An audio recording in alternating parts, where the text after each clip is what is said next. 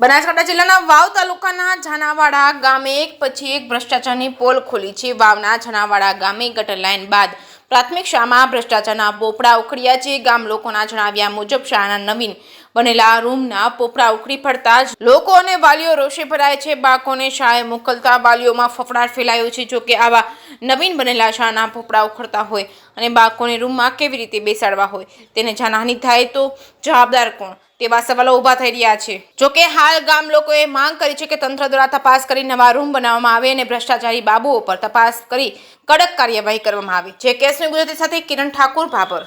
આ ઝાનાવાડામાં પલોટ વિસ્તારમાં જે આંગણવાડી છે અહીંયા માથે લકડા મેલીને ધાબું ભરેલું છે, બાજુમાં આંગણવાડી છે। એ આંગણવાડીમાં એક ગાય મરી ગઈ અને બાળકો મરી જાય એવામાં પડી તો એનો જવાબદાર કોણ?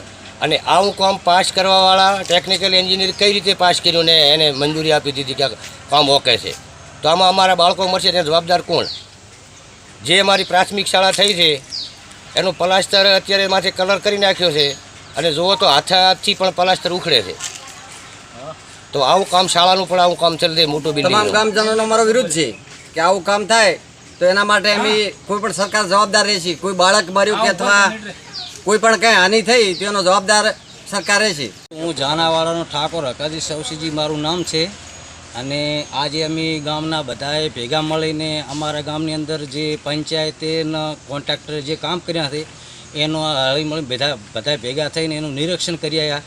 શાળામાં ખરાબ કામ કર્યું છે, ચાહે લેવલિંગ કામ થયું નથી, હજી શાળા ચાલુ થઈ નથી, એની ટાઈસ તૂટી ગઈ છે, દરવાજા એના વખાતા નથી, પ્લાસ્ટર કરી રહ્યું વત્તા બીજી પલોટમાં એક ગટર લાઈન બનાવેલી છે એનું પણ કામ ખરાબ કરેલું છે।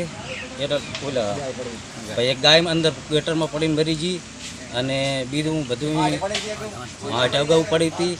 આવો બધો ભ્રષ્ટાચાર કોન્ટ્રાક્ટરે કરેલો છે।